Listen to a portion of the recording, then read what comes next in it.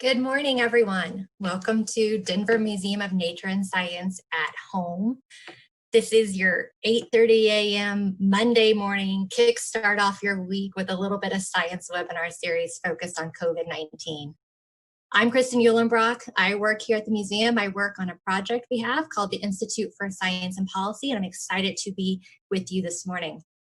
If you've been joining all along, you will be counting and hopefully realize that this is the 7th in the series that we've been hosting.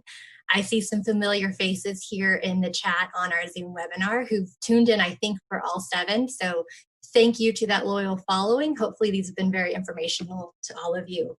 If this is your first time joining us, welcome. I think you've chosen wisely to tune in for your first time. We are very excited to be doing this series with our partners from the Colorado School of Public Health.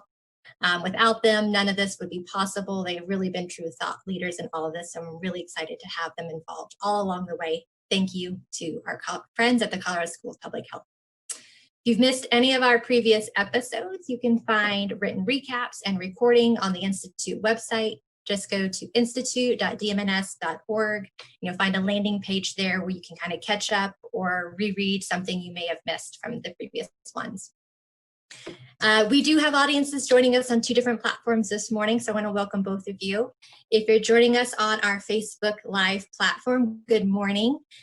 You can ask your questions when you're on Facebook into the comment feature. Just go ahead and type your questions right into there. We do see them and we do bring them over here into the Zoom platform. If you're joining us on Zoom this morning, you can just type your questions right into the chat feature. We see all of those, we read all of them. We definitely try to incorporate all of them into our Q&A. Sometimes we do not get to all of them, but we do want to hear your questions come in. This webinar series is really meant to be audience driven, so we really want to hear from you. This pandemic has really turned every aspect of our human life upside down in the past few months. We've seen various stages from complete stay at home to now safer at home to kind of a future. It's been 3 months for those of you who've been counting that we've really been kind of dealing with this pandemic here in Colorado as well as around the globe. But definitely 3 months since I know the museum's closed and since I've been working from home. Many of us are starting to venture back outside and back to some of those activities that we really enjoy and love to do. But they kind of all feel a little different, and they're going to feel very different this summer. So nothing's going to be normal.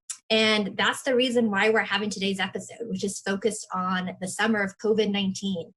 I think summer is officially starting this next weekend, although I don't know if you've looked at the weather forecast today. It's going to be mid-90s in Denver, and it's been pretty warm already. So summer has already started in my head, but officially summer starts this coming up weekend. So we have the appropriately timed webinar with a couple experts to talk us through what to expect this summer. So we really want to hear your questions about what hopes, what fears, what challenges, what do you want to know about the summer ahead for you? So go ahead and bring those into us today. I'm honored to be joined by 2 leading experts here in the state of Colorado who've been advising our elected leaders on public health and the science around COVID. The first is our very own dear friend and partner, the Dean from the Colorado School of Public Health, Dr. John Samet. Good morning, Dr. Samet. Good morning, Kristen. I'm delighted to be here presenting. Again, this has been a great series. Great. We're so happy to have you. A little bit about Dr. Samet. He's a pulmonary physician and epidemiologist, and he serves as a professor within the school's Department of Epidemiology and Department of Environmental and Occupational Health. His research focuses on the health impacts and risk of inhaled pollutants.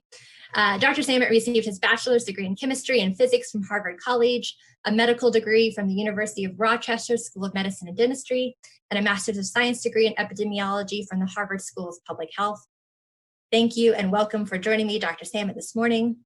Our other colleague is a good friend of his who hopefully many of you have already gotten to know and familiarize yourself with because she has been leading our state's efforts here on the coronavirus. We have Dr. Rachel Herlihy joining us this morning. Good morning, Rachel. Good morning. Thank you so much for the opportunity to be here. This is my first time joining the series, and I'm really thrilled to be here. We're very excited to have you. So Dr. Herlihy is a preventative medicine physician as well as a state epidemiologist for the Colorado Department of Public Health and the Environment. She's been with the department since 2011, and her position resides in the department's Division of Disease Control and Public Health Response. where she oversees the division's communicable disease branch. So if you followed that little hierarchical chain there, that's where Dr. Herlihy sits in CDPHE. But most importantly, Dr. Herlihy is currently leading COVID-19 surveillance, case investigation, and outbreak response activity for Colorado. She received her medical degree and bachelor's in bacteriology and medical microbiology and immunology at the University of Wisconsin. That was 3 ologies there. She completed an internal medicine internship at the University of Virginia and a preventative medicine residency at Johns Hopkins University. Previously, Rachel was a deputy state epidemiologist for Utah and the deputy director for the Department of Defense Infectious Disease Clinical Research Program. Welcome both John and Rachel this morning, and I'm going to pass this over to get started with our presentation. I think John's going to kick us off. Great. So if we can go on to the slides, and I'm pleased to be here. I think Rachel and her team, that's the last slide. Let's see. Rachel and her team have been working tirelessly, as all can imagine, as this epidemic has unfolded. We are eager to talk with you about the summer of COVID-19 with this very cute title slide prepared by the museum. Let's see, all right. So summer's here, and inevitably there are many things we all want to do in the summer that we do in the summer and take advantage of Colorado's spectacular beauty in the summer. That could be picnicking, hiking, going to summer camps, summer day camps, camping. And then there's some things we may not be doing, like, for example, going to Red Rocks, perhaps, or going to Water World, some of these places where we gather in large numbers that we're not quite ready to do yet. So let's see. So how are we doing as the summer starts?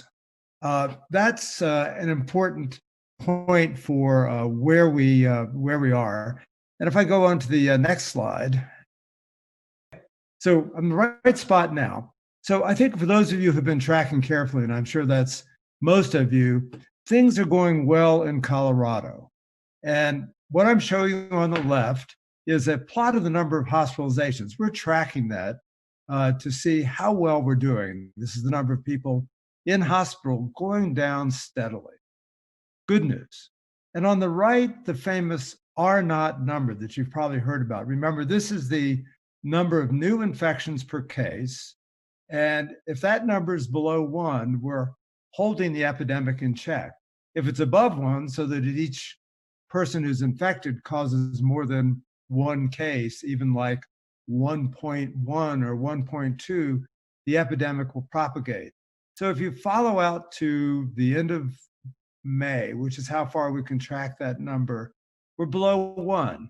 That comes after we had our safe at home, stay at home measures when we were really shut down.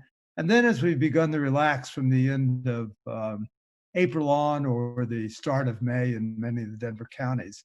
And of course, now we've continued to have a lightening of the measures that have been taken to enhance social distancing. So at this point, as the summer starts, we are in a good spot. So, and that comes even as we are moving around more. A few weeks ago, Jude Bayham from CSU showed you data like this, and I'm just going to continue it. This is hours at home, the Denver metro area and the rest of Colorado. And you can see that we are now spending less and less time at home as we return to work and begin to move more. So the numbers I showed you with R not staying down come as we are doing a moving more and spending more time away from home. For example, here for some selected counties, the gray line is last year, the blue line is this year. Personal care services. You can see the dip. We're just showing you 4 different counties, and the rise as we've started to go get our hair cut, badly needed, or to do other things. So personal care services, we're moving more, and restaurants starting to go back as they've begun to reopen, and perhaps traveling to restaurants more for carry-out food. Hotels, not really back so much yet. You can see the gap between last year and this year, just that little uptick in the amount of hotel utilization going on. And then finally, parks. So we, again, you can see the line turning up, the blue line, as we start to take advantage of the Colorado summer and do more things. So that shows that, in spite of our increase in activity, we're holding well with this R naught value. This is hours spent in parks, just sort of interesting. You see, we had a little peak there when we were shut down, and now that we've gone back to work, for example, Larimer County, less time spent, actual hours spent in parks, because we perhaps have returned to our day jobs. Now, this is important, and this is sort of setting the stage for the need to continue on the good course that Colorado has been on as we head into the summer. In the very first session that I did on modeling, I showed some pictures like this. So this is scenarios of what could happen from the model we're using to predict the course of the epidemic in Colorado. The colors refer to different percentages of reduction of social distancing. So 65% reduction of contacts from where we used to be, or 45% in the green. And you can see here we are around mid-June. Here's our earlier peak. And you hear a lot of talk about a second surge. You're concerned that there could be another rise of the COVID-19 epidemic. These scenarios show that possibility if we don't maintain enough social distancing. And the modeling is to help determine what enough is, and working with Rachel and others to think about what measures will get us to the right degree of social distancing. The dotted line going across is our ventilator capacity. It's our ability to take care of really sick people with COVID-19. And I'm showing you two scenarios referring to what people who are older do with regard to their social distancing, because unfortunately, but not surprisingly, so much of the burden of being ill and unfortunately dying lies with people who are in the older age range. So on the left, you can see lower peaks. That's because here we've imagined that all people 65 and older maintain a high degree of social distancing. On the right, we've assumed that about half of people 65 plus maintain a higher degree of social distancing. And you can see that to keep any possible second peak in check, we need to socially distance. So stay on the white or the red line, which takes us into danger here. And that people who are at risk need to take steps to assure that they are maintaining a greater degree of social distancing. So what can we do as we head into the summer? Well, we can walk, hike, cycle, all those things. We can now go to restaurants that are open at 50% capacity inside and outside. I see outside seating sprouting up at restaurants that we walk by. Children can go to day camps. We can swim in pools. We can go to gyms, again, all with restrictions on the number of people in and need for cleaning. Some organized sports are allowed. Stores are open, although you'll see, again, lines outside as the numbers of people are limited. So going in the summer, we are starting to open up, but we need to do that carefully. So we need to use a mask and to stay distanced. And now I'm going to turn things to my colleague, Rachel, and for the rest of the story. Great. Thank you so much, Dr. Samet.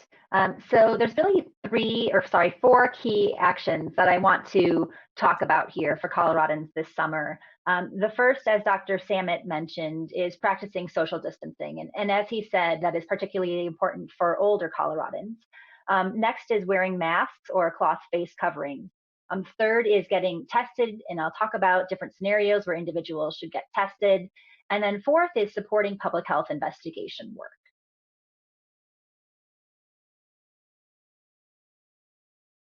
And so the risk of exposure to COVID-19 is really a numbers game. The more people you interact with, the more risk you have as an individual to being exposed to this infection. And the more people that are interacting in the state, the greater the risk is for continued transmission. One of the greatest challenges with COVID-19 is asymptomatic transmission. We estimate that about 35% of infections are asymptomatic, which means people can be out and about and potentially transmitting this infection without any knowledge of being infected. A couple of weeks ago, the governor started talking about an estimate of 1 in 300 Coloradans being actively infected with COVID-19 or contagious with the virus. Thankfully, as we've seen a steady decline in the number of infections here in the state, we estimate that number is now probably closer to 1 in 600 or 1 in 700. But that really continues to mean that there's potentially quite a bit of risk of transmission in the state. So if you look at something like Red Rocks at capacity, we would estimate that somewhere between probably 5 and 10 asymptomatic individuals could potentially be there transmitting this virus to other people. Similarly, if you look at the capacity of Coors Field, that means we could have potentially 25 to 50 people there who were asymptomatic and had no knowledge they had the virus, potentially transmitting the virus to other people.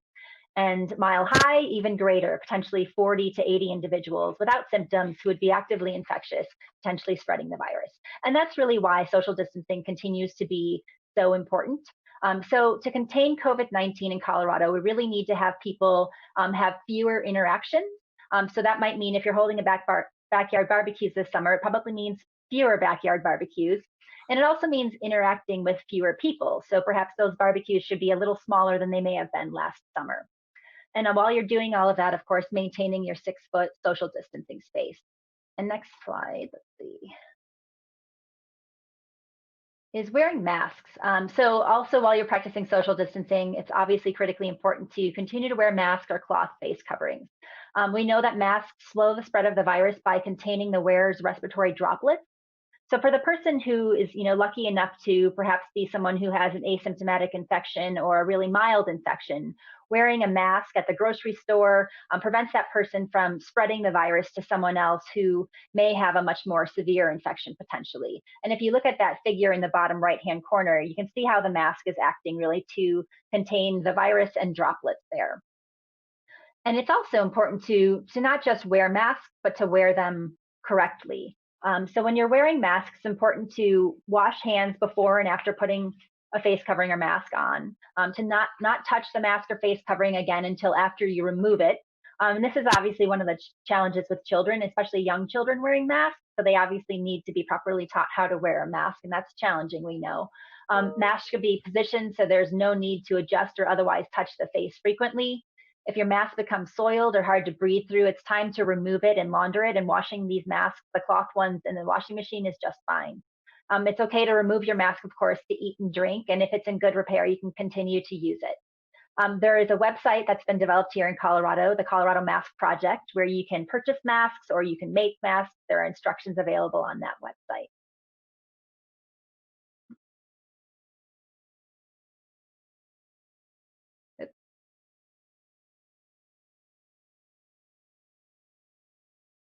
Okay, so I want to talk a little bit about testing. So at this point, right now, we estimate that about half of symptomatic infections that are occurring in Colorado are being detected in the state. And this figure on the right shows you some work that Dr. Samet's modeling team has been doing to really estimate how many symptomatic infections here in Colorado are being reported to public health. And this means, because only about half of them are being reported to public health, that we're really trying in public health to control this epidemic with about half of the cases.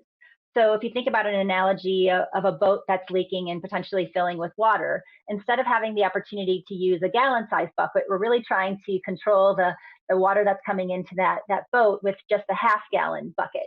And so we really have half the capacity to really try and prevent transmission by controlling those cases. And if we only know about half of them, we can really only act on a half of them. We think we can probably get to about 80%. So what we need people to do is, if you have symptoms or meet criteria to get tested, to make sure you're getting tested, because when that testing occurs, that's when public health becomes aware of cases and really is able to do much more complete public health containment work. Next, I want to talk about who should be tested. And individuals that should be tested include individuals who are symptomatic. And the types of symptoms that we're talking about are fever or chills, cough, shortness of breath or difficulty breathing, fatigue, muscle or body aches. A unique symptom of COVID-19 is the new loss of taste or smell that comes on fairly suddenly, sore throat, congestion, runny nose, nausea, vomiting, or diarrhea. We also want individuals who are asymptomatic contacts to cases to get tested at about 7 days after exposure. And that's really important to try and identify individuals who might be those asymptomatic cases and really ensure that those individuals continue to isolate and not transmit the infection to others. There's also a role for testing certain asymptomatic high-risk workers with employer guidance. And so a good example here would be individuals who work in long-term care facilities. There may be a role for ongoing testing of those individuals.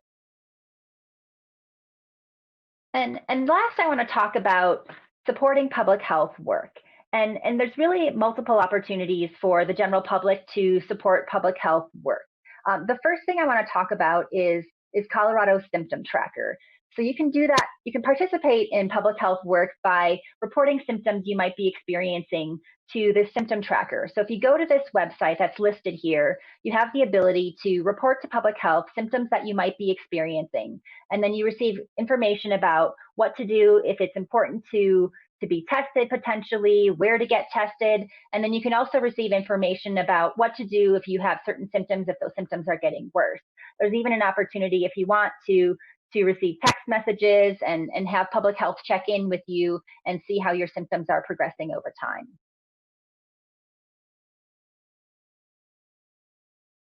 The next thing I want to talk about is another way to support public health. And this is really about answering the call. And this is related to a campaign that CDC is working on to really help the public understand the role of public health in doing case investigation and contact tracing work. So for COVID-19 cases, if you're diagnosed with COVID-19, a public health worker will call you to ask about your symptoms and exposures to others. And we're asking the public to really participate with us in this process. Unless you give permission, your name will not be revealed to those that you came in contact with, even if they ask. And during that public health call, you'll be asked by public health to self-isolate for 10 days from onset of symptoms. That's really because we understand the period of infectiousness with this virus is about 10 days.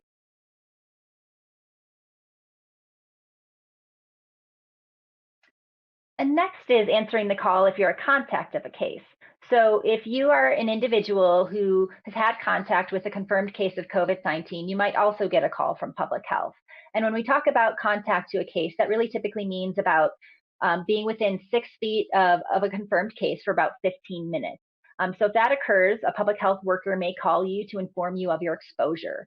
And you'll be instructed to stay home and self-quarantine for 14 days from the onset of your symptoms. Again, that is because that is the period it's a period between when you are exposed to the virus and potentially when you can develop symptoms. We call that the incubation period. And so during that time, we want individuals to monitor themselves for symptoms, certainly if symptoms develop, to notify public health and then seek testing. As I mentioned earlier, if you don't have symptoms, you're an asymptomatic contact. By about day 7, it's important to consider getting tested. But even if you come back negative at day 7, we will ask you to quarantine for that full 14 days because it's quite possible you could develop symptoms and have a positive test up until that day 14. The goal of getting tested at day 7 is really to try and identify your infection early in the course of your infection. And finally, I want to just share a little bit of information about what's happening around the country and what's happening here in Colorado. So if you look at this map, you'll see that Colorado's case rate is quite low compared to some of our neighbors. And this is really reason to celebrate here in Colorado. We've done a great job of suppressing this virus, of implementing social distancing, of wearing masks, of all of the other measures that we know are important to prevent transmission of this virus. But unfortunately, quite a bit around us has changed in the last week. If you look at some of our surrounding states, their rates have increased quite substantially in the last week or so. And so while we're feeling, very congratulatory here in Colorado about the accomplishments we've made, we know that we need to be cautious as we proceed. And it's really a time for us to continue all of those important social distancing and other strategies that we've been using over the last few months to really continue to contain this virus. We certainly are seeing other states that are experiencing a resurgence of the virus, and we really want to do what we can here to avoid that happening in Colorado. And that is everything I have for you today. Thank you. Great. Thank you so much, John. Thank you, Rachel, very much. We're going to head over into our Q&A portion. We've got a lot coming in, so keep your questions coming in. This is going to be as rapid fire as we can make it in the next 20 minutes to get through some of these questions. How about we start right where you ended, Rachel, and John or Rachel, you both can talk about this, but we're starting to see, again, Colorado has been decreasing over time based on certain measures we've put in place. We are kind of a little bit of a good example in essence, and we can celebrate, like Rachel said, that some of our measures in place have been pushing down that value of numbers over time. Yet we're seeing some of these other states either peaking for the first time or maybe having a resurgence. Could you just expand a little bit about what does that mean when we have regional neighbors? How could that impact Colorado when we see cases increasing across the states? As we start to see people moving into farther distances and traveling and things like that, what are some of the expectations that we could see for Colorado for the summer, maybe based on some of the modeling results you have and some of those measures we could have in place? Just talk us through a little bit more about what we should think about for the summer as we start to think about moving around a little bit more. Well, I'll jump in first, but I think both Rachel and I will have a lot to say about this. I mean, I think the important point is that if you look back, for example, some of our earliest cases and problems were in the ski communities, and that is where we had mixing. And I think, we've been relatively isolated with little travel, and now we have the summer. And I think the question of people coming in from out of state, some of whom may come from areas with higher rates of infection, mixing, whether it's in Denver or in mountain resort communities. I think we'll have to watch. That's where all those steps of case identification and contact tracing are going to become really important. But let me turn to Rachel, because she's going to deal with the problems that may come up. Yeah, absolutely. So we are certainly doing everything we can with our public health strategies. So case investigation, contact tracing, all of the things I talked about, the importance of isolation and quarantine to really try and limit transmission of this virus. But really, it's not enough to just have those public health strategies in place. We really need the help of the public to really contain transmission of this virus. As Dr. Samet said, really through the summer, we need to continue to practice high levels of social distancing. And the numbers he showed you that we really need to try and accomplish are in that level of 60 to 65% social distancing. So that really means, fewer than half of the interactions that you would normally have with other people need to be what this summer looks like. So we certainly want people to be outside, to be enjoying Colorado weather, to be active, to see friends and family. But I think it's probably a bit less than typical, and it's with those precautions in place. If you're thinking about traveling, I think be cautious, be respectful to the community you're going to. I think be aware of what level of transmission is occurring in the place you're considering visiting. And then I think be cautious when you return as well. And if you develop symptoms or you believe you've had a contact with a case, that's when to really seek testing or reach out to public health. There was a story in Politico, someone pointed out, I think it came from maybe University of Washington Institute for Health Metrics, could be UW, I don't know which UW that is. And Colorado was one of 4 states that could be one of the earliest for resurgence. Are you familiar with that story and why potentially Colorado could be one of the earlier cases for resurgence? Well, certainly we're familiar with the Institute for Health Metrics and Evaluation modeling.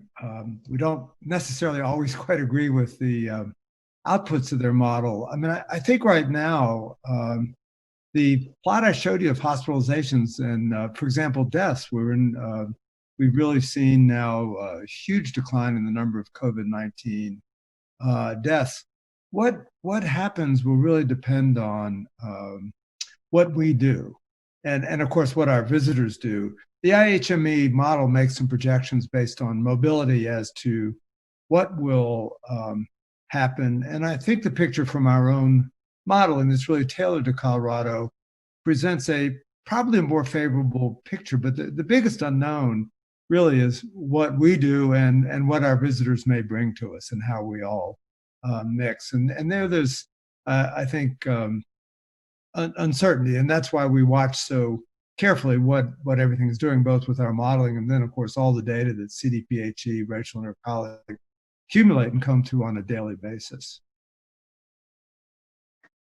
Yeah, and I would just echo what Dr. Samet said. I think there's lots of unknowns, and trying to absolutely predict, when we're going to see an increase and how large that increase is going to be is pretty difficult to do. And so I think there's certainly risk here in Colorado, and that's why we need to be diligent about maintaining our social distancing practices. But I think it's really to be determined, and we're certainly going to be paying close attention to the data, so we have some early warning signs of when we are starting to see a potential increase here in Colorado.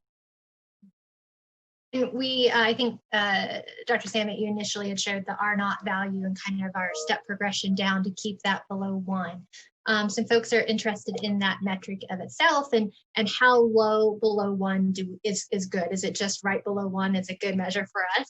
And then could you talk a little bit about the lag in data and information that we receive? Sure. So I'll speak to some of this and then turn to my colleague. But keeping the R value below 1 is the critical need. And you can see what happened in those projections I showed, that if it goes above 1, depending on how much it goes above 1, we can see those curves begin to rise. Again, I think the point is that as the summer starts, the epidemic has been slowed. It has been controlled in Colorado, and we need to continue with all those measures. We have a 2-week lag in understanding where we are, and that's because there's roughly 2 weeks from the time somebody becomes infected to when they may need hospitalization. So right now, at the middle of June, we're able to look back to what happened with measures taken through the end of May. So we continue to track. So we don't want to overshoot. We don't want to see that curve start to go up again, because we know that if that happens, it's going to take some return to stricter measures. And also, it'll take time for it to come down. And already there are warnings coming from several states where the epidemic came under control. And then there's concern that there's just a loss of social distancing, for example, New York, that was discussed, that could lead to that second surge that everybody is so concerned about. And as Dr. Samet mentioned, we're really always measuring about 2 weeks in the past. So we're really, today's numbers that get posted on our website are really a reflection of exposures that occurred 2 weeks ago. And that's, as he mentioned, because of the time it takes for an individual to be exposed to the virus and be infected with this virus until they develop symptoms, which for those that develop symptoms is typically about 5 to 6 days. And then it's another couple of days until that individual goes on to be tested, and then another couple of days until that test result comes back and gets reported to public health. So all of that time adds up to about 14 days. And so it also, I think, is important for us to understand that when we're acting on that data, we also aren't going to see changes in strategies we pursue or policies we pursue until several weeks later, which is another reason that we need to really be looking closely at the data and following it on a daily basis to be able to track changes and act on those changes when needed. Great. Let's follow up on this testing. We had a number of questions come in. This one will be short, and then we have a few more that you can both speak to. But Dr. Herlihy, you had mentioned something about asymptomatic contacts for confirmed COVID-19 patients should isolate from 14 days from the, well, this is misworded, from the onset of symptoms. If you're asymptomatic, you don't have symptoms. So if someone gets contacted and they don't have symptoms, should they be isolating and counting from that exposure 14 days from the date of the exposure. Yes, and so let me clarify the definitions of two different terms. There's a term isolation and there's a term quarantine. And when we use the term isolation, it refers to isolation of cases, so individuals who have the infection. And when we use the term quarantine, that refers to individuals who have been exposed to a case but aren't necessarily infected. And so the recommendation for individuals who have the infection, test positive, is to isolate for 10 days. And that's from the onset of symptoms.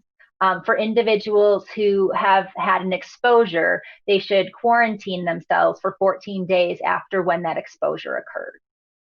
Thank you for that clarification. How many symptoms should someone have before they go get tested?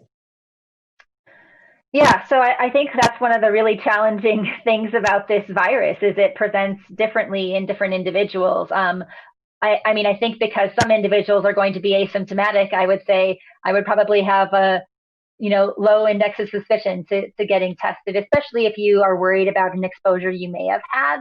I think it's important to go and get tested early. I think, we've had some cases of individuals who all they experienced was a loss of taste or smell.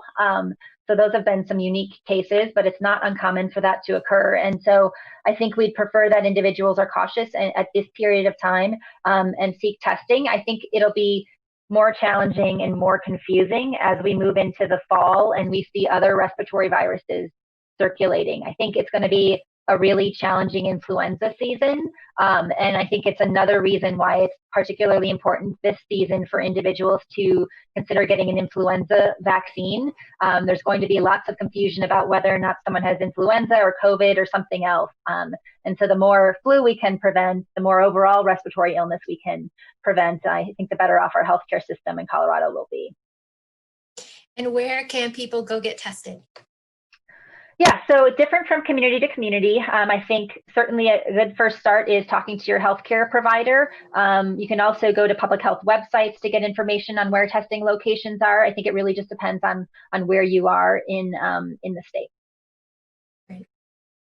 I'm wondering, this is, hopefully you all can speak to this. Someone was curious about the role of sunlight in helping keep someone either infected or the spread of COVID-19, particularly if they wear a mask. Could you all address that?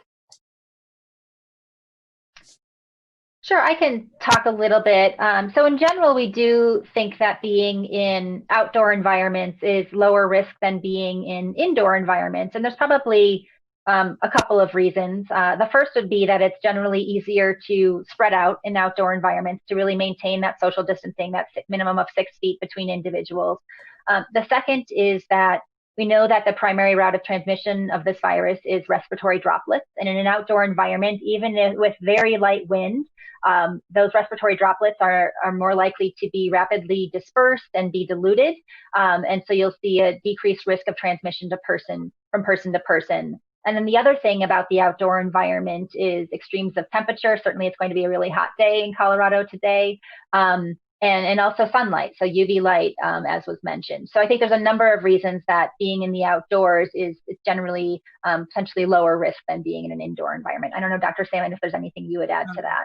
The only other comment I'd make is we actually have some researchers who are looking at protocols for mask cleaning in low-income countries that would involve ultraviolet light, possibly sunlight, and some chemicals that would produce reactions that would kill the bacteria. So, perhaps there are some other uses of the power of of sunlight to help with the epidemic. Great. So in that same vein, I think people have very specific questions about activities and places and venues that they enjoy to frequent and to go. And I think Dr. Herlihy, you had a nice segue into talking about the differences between indoor versus outdoor venues.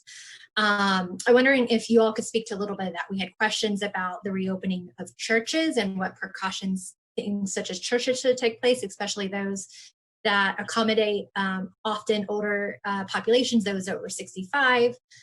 Same thing with libraries, where kids are out of school and they really want to go enjoy the public libraries and things like that. Could you talk about some of those larger public and bigger venues and what that looks like as they start to think about options to reopen. I was thinking that was a Rachel question. Sure, that's fine. I can start on that. Yeah, that sounds great. Well, I was thinking, Dr. Samet, that some of the work that your team has done to look at contacts between different age groups and different places is interesting, and maybe something that you could add here. But you know, in general, I think the importance of social distancing remains. So as different types of businesses are opening, places of worship are opening, restaurants, other settings are opening, we really need to make sure that social distancing is continuing to be practiced. So maintaining that space between individuals, wearing masks when you can in those settings. And then I think also particularly important for older Coloradans is to be cautious, to limit their interactions with others where possible. And then the other thing I would recommend to the individuals that might be responsible for who own those businesses or might be responsible for maintaining them is the importance of cleaning. So cleaning high touch surfaces is obviously going to be really important. We know that another way that this virus is spread, in addition to person-to-person respiratory droplets, is those respiratory droplets getting on surfaces and individuals touching surfaces. And so making sure that those surfaces are cleaned regularly is really important as well. So maybe just a couple of comments. I mean, when we talk about these droplets, we're talking about sort of bigger particles that we think don't go too far, and that the 6-foot zone, I mean, there's nothing absolute about it, but is the right one. So that means if people are in environments, say like houses of worship, that it's important that the distancing be maintained, which may make it hard to fill some of these environments as they would have been in the past. It's like keeping the middle seat free on an airplane, which is at least a start, not towards 6 feet, but at least 2 feet. But there's some unknowns here too, and the biggest unknown, I think, and partially still unresolved, is beyond the respiratory droplets are there smaller particles that are also important that might have a bit of a longer range. So that's something we need to sort out. Some of the work of our colleagues who are looking at how we mix different age groups show, for example, that older people on Sunday spend a lot of time with younger people in houses of worship.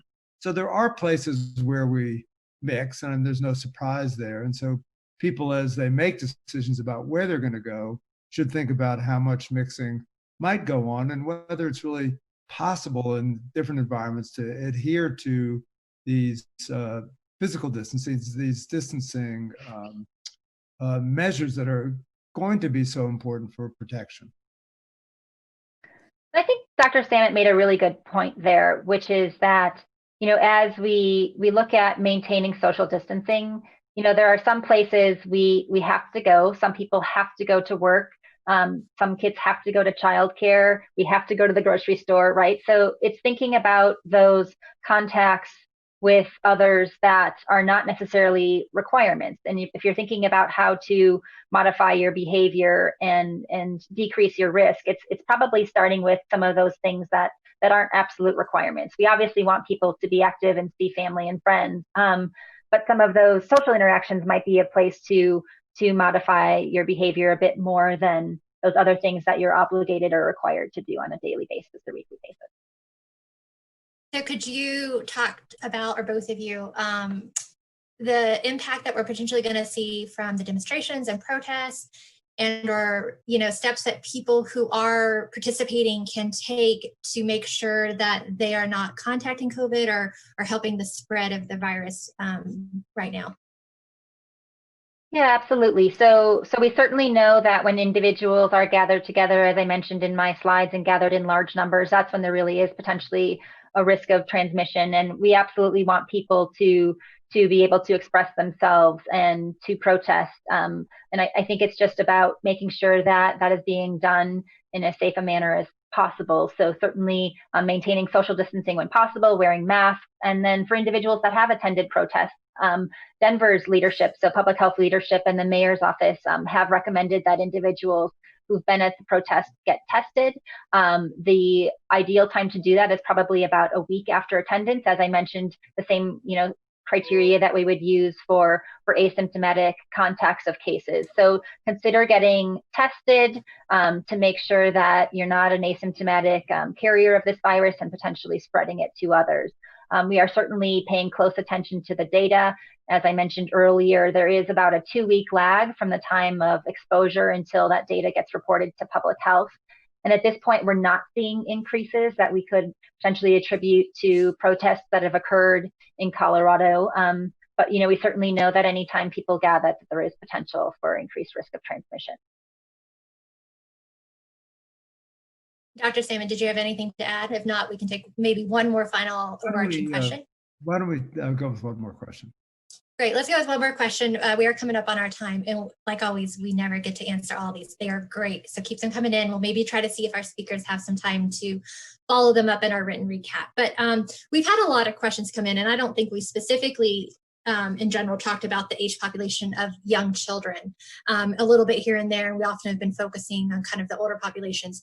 Well, we do have a lot of questions about young children, whether that's play dates, how and frequently, and what does it mean when different families have different ways of managing their risk? How can people come together for play dates? What does that mean for, we had mentioned the libraries. What does it mean for camps? What does it mean potentially for kids going back to school in the fall? So could you talk about that young population that parents should think about when they have young children? Sure, I can start with that. So I think one of the things that we've noticed with this pandemic that is different from other viruses is that really children seem to have pretty mild infection, and kids are actually more likely to have asymptomatic infections. There are some exceptions. So we know that infants, so those less than 1, potentially have higher risk for severe infections. We also know that kids who have lung disease, so moderate to severe asthma, or heart disease, or kids who are immunosuppressed, so kids who are on steroids or have had cancer treatment, those types of children are going to be at higher risk for severe illness. And then the other unique thing about this virus that we've observed is MIS-C, so this multi-system inflammatory syndrome in children that appears to be quite rare, but is unusual manifestation of this virus that seems to be a post-infectious sort of inflammatory process.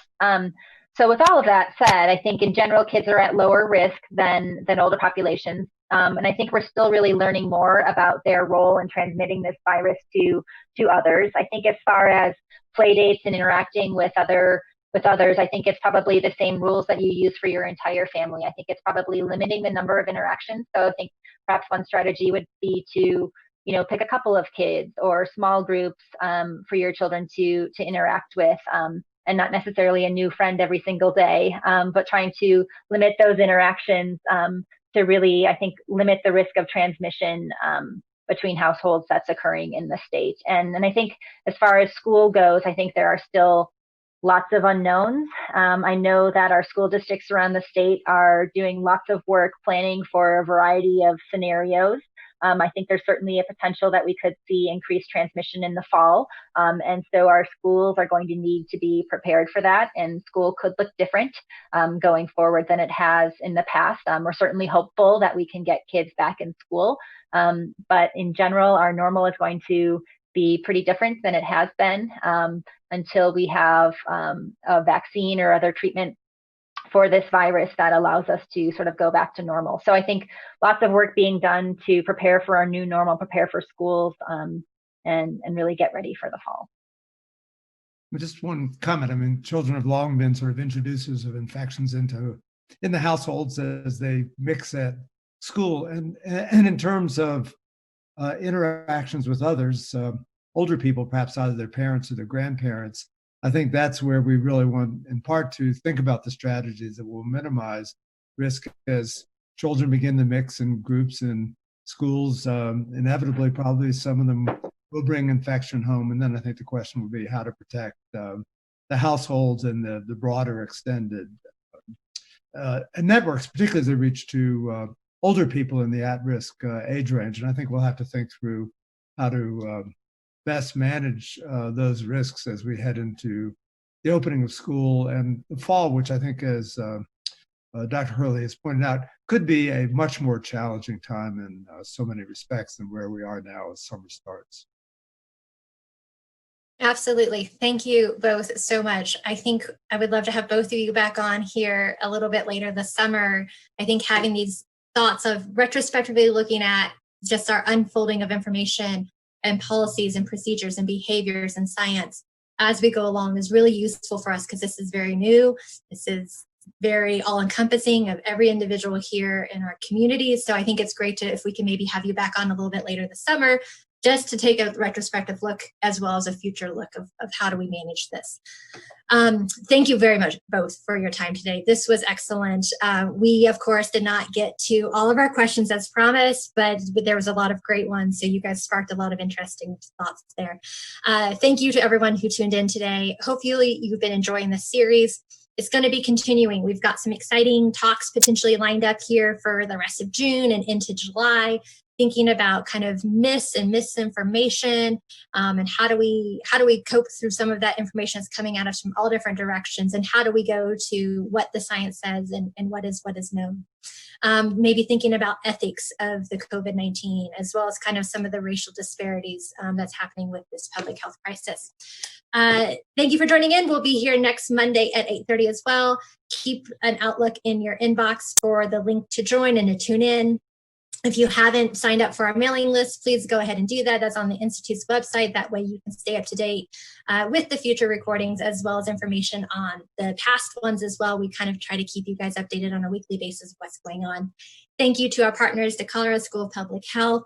Thank you to both of our speakers, Dr. Samet and Dr. Herlihy, and thank you to all my museum colleagues. I wish you a wonderful rest of your week. Thank you for tuning in today.